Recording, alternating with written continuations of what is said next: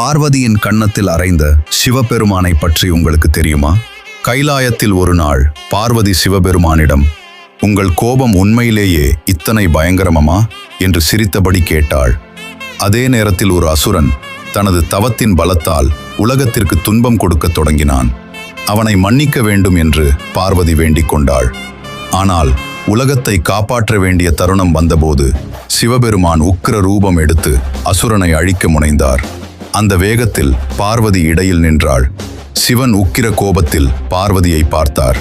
வழிமறுத்ததால் பார்வதியின் கன்னத்தில் ஒரு அறை அறைந்தார். ஒரு கணம் கைலாசமே நடுங்கியது. பார்வதியின் கண்களில் கண்ணீர். அப்பொழுது சிவன் கூறினார், இது கோபம் அல்ல, தர்மத்தை காப்பாற்ற வேண்டிய நேரம் என்றார். பார்வதி கண்களில் கண்ணீருடன் அமைதியாக சிரித்தாள்.